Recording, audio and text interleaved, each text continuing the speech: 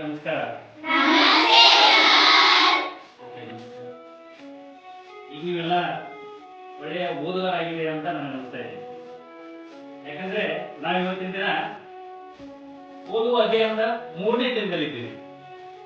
ಇವತ್ತು 3ನೇ ದಿನದ ಚಟುವಟಿಕೆ ಕಥೆಯನ್ನ ಗಟ್ಟಿಯಾಗಿ ಓದುವುದು ಅಂತ ಹೇಳಿ. ಕಥೆಯನ್ನು ಓದುವುದು ಅನ್ನುವಂಥ ಒಂದು ಚಟುವಟಿಕೆಯಲ್ಲಿ ಗಟ್ಟಿಯಾಗಿ ಓದುವುದು ಹೇಗೆ? ಸಾಮಾನ್ಯವಾಗಿ ನೀವೆಲ್ಲ ಮನಸ್ಸಿನಲ್ಲಿ ಕಥೆಯನ್ನು ಓದ್ತಾ ಇರ್ತೀರಿ, ಮೌನಗಳು ನಡೆಸ್ತಾ ಇರ್ತೀರಿ. ಆದರೆ ಒಂದು ಕಥೆಯನ್ನ ಏರಿಳಿತದೊಂದಿಗೆ ಓದುವುದು ಹೇಗೆ ಅನ್ನುವಂಥ ಒಂದು ವಿಷಯವನ್ನ ಇವತ್ತಿನ ದಿನ ನಾವು ನೋಡೋಣ. ಒಂದು ಒಳ್ಳೆಯ ಕಥೆಯನ್ನು ನಾನು ಇಲ್ಲಿ ಆಯ್ಕೆ ಮಾಡ್ಕೊಂಡಿದ್ದೀನಿ. ಆ ಕಥೆಯನ್ನ ನಮ್ಮ ಎದುರು ನಾನು ಈಗ ಓದ್ಬೋದು. ಕಥೆಯ ಹೆಸರು ಅತಿಶಯದ ಶಕ್ತಿ. ಅತಿಶಯದ ಶಕ್ತಿ ಅಂತ ಹೇಳಿ. ಒಂದು ಕಾಗೆ ಇತ್ತು.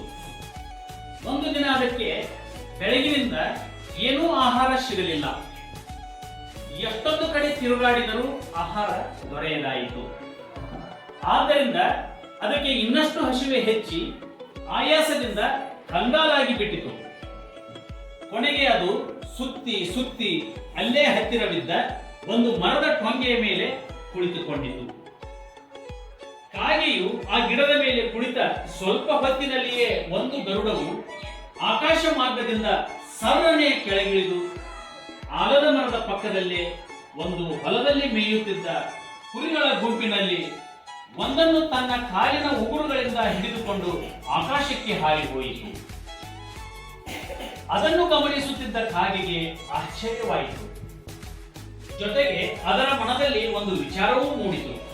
ಅದೇನೆಂದರೆ, ಇದಂತೂ ಬಹಳ ಸುಲಭ ಕೆಲಸ. ಒಂದು ಮರಿಯನ್ನು ಎತ್ತಿಕೊಂಡು ಹೋದರೆ ನಾನು 2 ದಿನಗಳ ಕಾಲ ಸಂತೋಷವಾಗಿರಬಹುದು. ಗರುಡವು ಮಾಡಿದ ಉಪಾಯವನ್ನೇ ಇನ್ನು ಮುಂದೆ ನಾನು ಅನುಸರಿಸುವೆನು ಎಂದು ಯೋಚಿಸಿತು.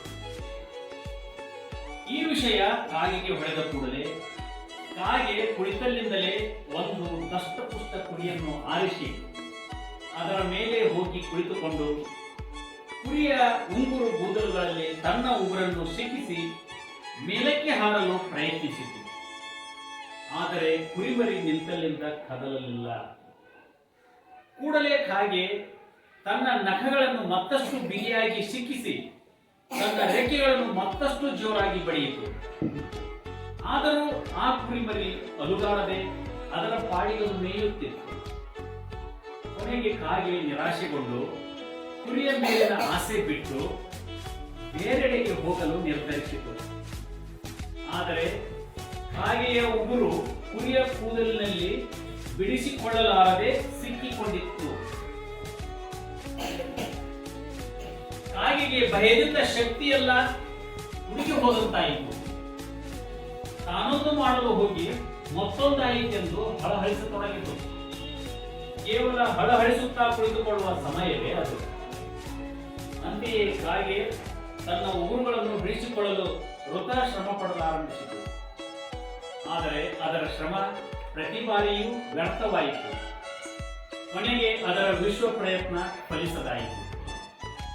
ಅಷ್ಟರಲ್ಲಿ ಕುರಿ ಕಾಯುವವನ ಗಮನ ಕಾಗೆಯ ಕಡೆ ಸರಿಯಿತು. ಬಿಡಿಸಿಕೊಳ್ಳಲು ಹವಣಿಸುತ್ತಿದ್ದ ಕಾಗೆಯ ಪರಿ ಅವನಿಗೆ ಭಾರಿ ಮೋಜೆನಿಸಿತು. ಕೂಡಲೇ ಆ ಕುರುಬನು ಕಾಗೆಯ ಬಳಿ ಓಡಿ ಹೋಗಿ ಅದನ್ನು ಹಿಡಿದು ಅದರ ರೆಕ್ಕೆಗಳನ್ನು ಕತ್ತರಿಸಿ ಹಾಕಿದನು.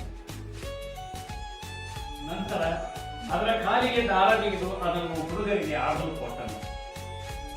ಮಕ್ಕಳೇ, ಈ ಕಥೆಯಿಂದ ತಿಳಿಯಬೇಕಾದ ನೀತಿ ಏನೆಂದರೆ, ನಾವು ಕೆಲಸ ಮಾಡುವ ಮುನ್ನ ಅದನ್ನು ಪೂರ್ಣ ವಿಚಾರ ಮಾಡಿ ಪ್ರಾರಂಭಿಸಬೇಕು. ಇಲ್ಲವಾದರೆ ನಾವು ಸಹ ಕಾಗೆಯಂತೆ ಪಶ್ಚಾತ್ತಾಪ ಪಡಬೇಕಾಗುತ್ತದೆ.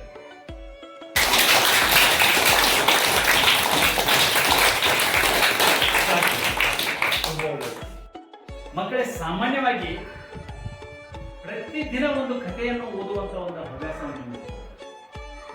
ಯಾಕಂದ್ರೆ ಕಥೆಗಳು ನಮ್ಮ ಜೀವನವನ್ನು ರೂಪಿಸುವಂತ ಸಾಧ್ಯತೆ ಇದೆ. ಬೇರೆ ಬೇರೆ ಕಥೆಗಳನ್ನು ಓದ್ತಾ ಹೋಗ್ಬೇಕು. ನೀತಿ ಕಥೆ ಇರಬಹುದು, ಪೌರಾಣಿಕ ಕಥೆಗಳಿರಬಹುದು, ಐತಿಹಾಸಿಕ ಕಥೆಗಳಿರಬಹುದು. ಕಥೆಗಳೇ ನಮ್ಮ ಜೀವನವನ್ನು, ಭವಿಷ್ಯವನ್ನು ತೆಗೆದುಕೊಳ್ಳಲು ತುಂಬಾ ಅವಕಾಶ ಇದೆ. ಇದ್ರ ಜೊತೆಗೆ ಓದುವ ಅಭಿಯಾನ ನಡೆದಿದೆ ಅಂತ ಇದ್ರ ಬಗ್ಗೆ ಒಂದು ಮಾತು ಹೇಳೋದು ಅಂತಂದ್ರೆ, ಸ್ವಾಮಿ ವಿವೇಕಾನಂದರು ಒಂದು ಮಾತು ಹೇಳ್ತಾರೆ, ನಮ್ಮ ಶತ್ರುಗಳು ನಮ್ಮ ಶಕ್ತಿಯನ್ನು ನೋಡಿ ನಮಗೆ ಹೆದರುವುದಿಲ್ಲ, ಅದರ ಬದಲಿಗೆ ನಮ್ಮಲ್ಲಿರತಕ್ಕಂಥ ಜ್ಞಾನವನ್ನು ನೋಡಿ ಅವರು ಹೆದರ್ತಾರೆ. ಆ ಕಾರಣಕ್ಕೋಸ್ಕರ ನೀವು ಹೆಚ್ಚು ಪುಸ್ತಕ ಓದಬೇಕು, ಹೆಚ್ಚು ಜ್ಞಾನವಂತರಾಗಬೇಕು ಎಂಬುದೇ ಈ ಓದುವ ಜ್ಞಾನದ ಉದ್ದೇಶ. ಮತ್ತು ಪ್ರತಿದಿನ ಓದುವುದರಿಂದ ನಿಮ್ಮ ಭಾಷೆ ಸುಧಾರಿಸ್ತದೆ. ಅದ್ರ ಜೊತೆಗೆ ನಿಮ್ಮ ಶಬ್ದ ಸಂಪತ್ತಿ, ಇನ್ನೂ ಹಲವಾರು ಪ್ರಯೋಜನಗಳು. ಪ್ರತಿದಿನ ಒಂದೊಂದು ಪ್ರಯೋಜನವನ್ನು ನಾನು ನಿಮಗೆ ತಿಳಿಸ್ಕೊಡ್ತಾ ಹೋಗ್ತೀನಿ. ಧನ್ಯವಾದ.